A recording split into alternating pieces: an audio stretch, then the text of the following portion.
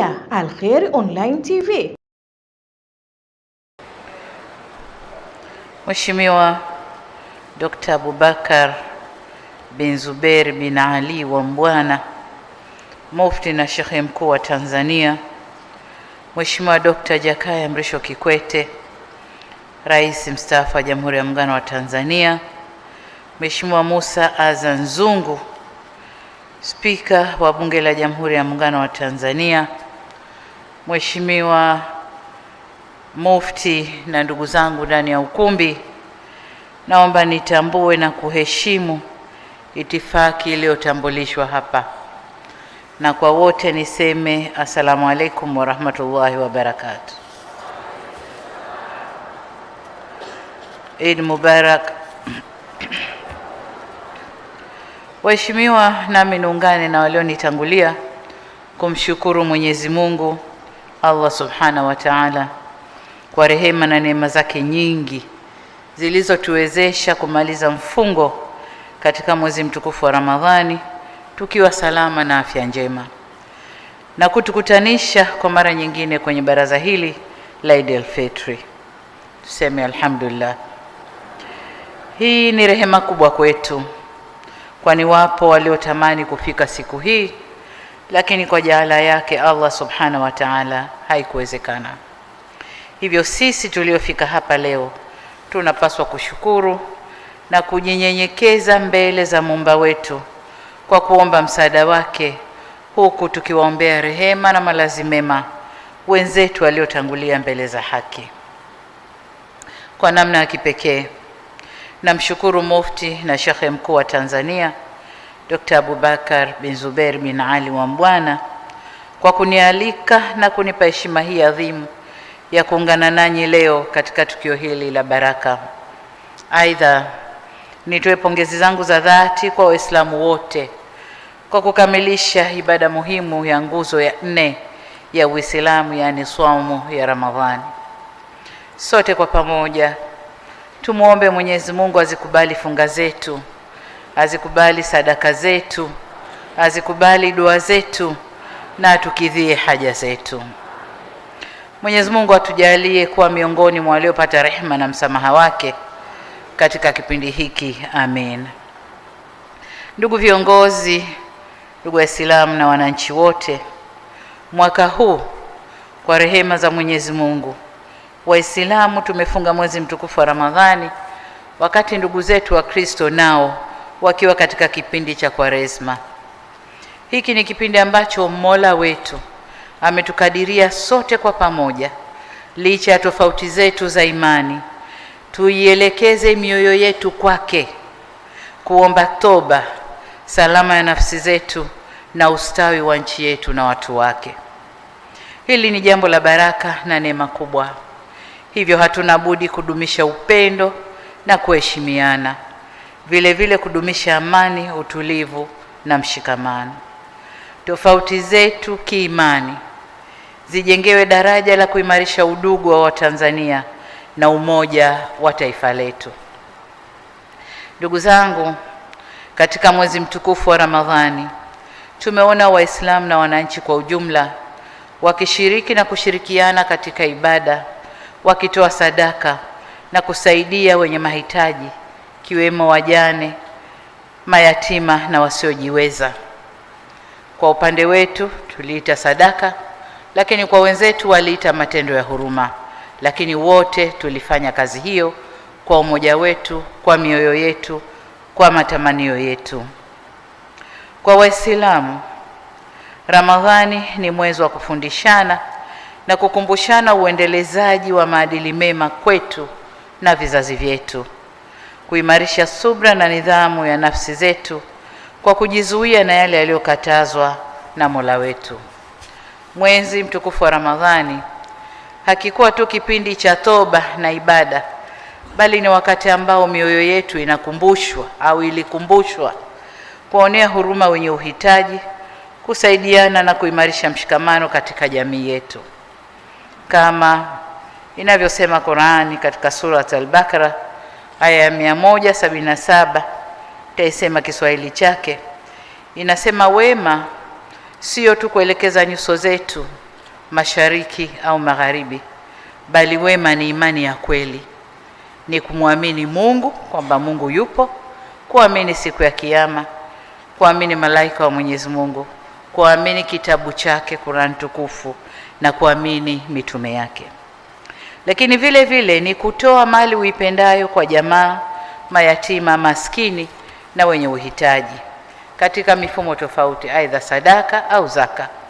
Lakini vile vile wema ni kufuata maamrisho yake Mwenyezi Mungu. Hata Biblia au Biblia takatifu katika kitabu cha Yakobo sura ya 1 aya ya 27 inatueleza kuwa dini safi isiyo na taka mbele ya Mungu ni kwenda kuwatazama yatima na wajane katika dhiki zao na kujilinda na dunia pasipo mawaa. Hiyo ni Biblia. Kiangalia aya mbili hizo zinatuelekeza wote kufanya matendo ya huruma, kupendana, kushikamana na kusaidiana. Hivyo basi sote Waislamu na Wakristo tunao wajibu wa kutekeleza kwa vitendo maamrisho hayo, sio tu nyakati za mwezi mtukufu wa Ramadhani na kipindi cha Kwaresma, bali siku zote ambazo Mwenyezi Mungu ataturuzuku uhai wetu. Ndugu zangu, nitumie fursa hii pia kuwashukuru kwa dhati viongozi wote wa dini nchini kwa mchango mkubwa mnaotoa katika kuimarisha maadili ya jamii yetu na kudumisha mshikamano wa taifa letu. Na hapa ndio unakuja mnasaba wa kauli mbiu ya shughuli yetu hii, kwamba tunapojenga maadili mema basi tunajenga jamii iliyo bora. Viongozi wa dini mmekuwa sauti ya matumaini na mwongozo bora kwa waumini katika nyakati za changamoto za kijamii na kimaadili, kwa kuwafariji waliokata tamaa, kuwatia moyo walio katika dhiki na kuwaongoza watu katika njia ya uadilifu, uvumilivu, kumcha Mungu na kwenye uongofu. Ni ukweli usiofichika kwamba dini inapojenga maadili mema ya jamii, taifa hujenga msingi wa amani na maendeleo yake. Bila hapo, kama hakuna maadili, tukiendelea kuyaachia yale aliyosema Mufti ya kutukanana kwenye social media huko, kwenye mitandao, ya kutengeneza AI zinazokashifu viongozi aidha wa serikali au wa dini, watoto wetu wadogo wakiyaona yale wanajifunza, wanayafata, hatutakuwa salama na nchi haitatulia, maendeleo hayatakuwepo, sababu kutakuwa kuna vurugu. Hivyo ni waombe viongozi wetu wa dini na madhehebu mbalimbali kuendelea na jukumu hili muhimu la kuwajenga wananchi kiimani na kimaadili kama tulivyoelekezwa na vitabu vyetu, ili tuwe na taifa lenye amani, mshikamano, utulivu na ustahamilivu kwa manufaa ya kizazi cha sasa na kizazi kijacho. Ndugu zangu, katika nyakati hizi ambapo tunashuhudia migogoro na mivutano katika maeneo mbalimbali duniani, nchi yetu imeendelea kubaki salama na yenye amani. Hata hivyo, ni muhimu tukatambua kwamba si kila mtu anatamani kutuona katika hali ya amani, umoja na utulivu. Hivyo basi, ni vyema tukazidisha mshikamano na upendo kwa nchi na taifa letu na watu wake. Tuendelee na sifa yetu ya Tanzania ya amani.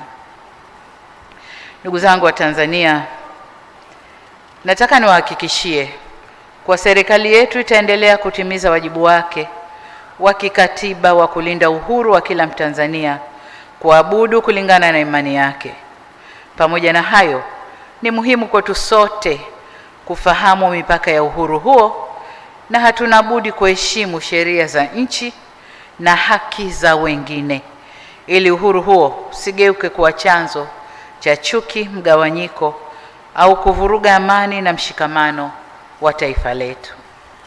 Ndugu zangu, napoelekea kuhitimisha, nataka ninasibishe hotuba yangu hii na ile ya BAKWATA iliyosomwa na Sheikh Mruma, lakini pia maneno ya Mufti wakati akizungumza nasi, na niwaambie kwamba nawashukuru sana kwa ujumbe mzuri walioutoa ambao kwa ujumla wake umetuasa kudumisha misingi ya umoja, amani, utulivu na mshikamano wa taifa letu ili tuweze kusonga mbele kimaendeleo.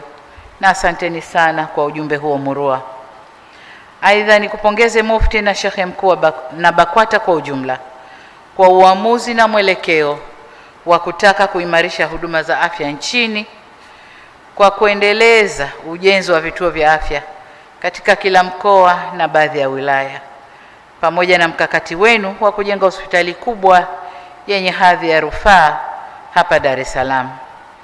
Uamuzi huu unaunga mkono juhudi za serikali za kuboresha na kusogeza huduma za afya karibu na wananchi au karibu na jamii. Jitihada kama hizi zinaendana moja kwa moja na dhamira ya kuhakikisha kila mwananchi anapata huduma bora na kwa wakati. Niwahakikishie kwa serikali itashirikiana nanyi kutekeleza azma hii kwa vitendo. Aidha, nimelisikia ombi lenu na niwaambie tu kwamba nimelipokea na nitalifanyia kazi. Kwa upande mwingine, nimekusikia Mufti Alhaji Mruma akitangaza kwamba huu ni mwaka wa uchaguzi kwa BAKWATA, na natambua kwamba uchaguzi ulikuwa ufanyike mwaka jana, lakini kwa sababu ya pirika za uchaguzi wa serikali mkaakhirisha kafanya mwaka huu. Wasia wangu kwenu, hakuna uchaguzi mdogo. Uchaguzi hata wa monitor wa darasa una vishindo vyake. Kwa hiyo na uchaguzi wa BAKWATA utakuwa na vishindo vyake.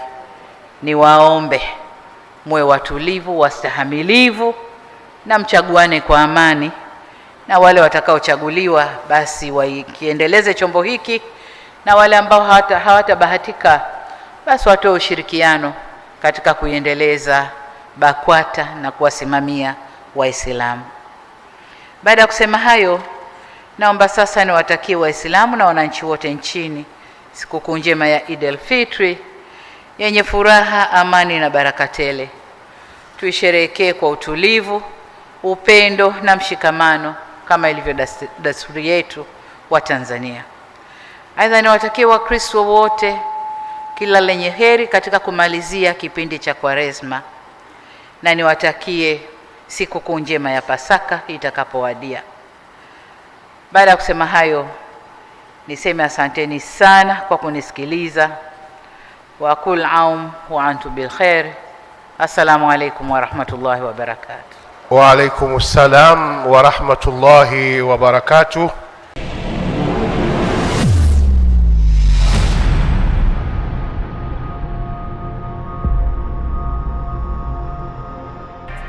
Unaangalia Al Khair Online TV.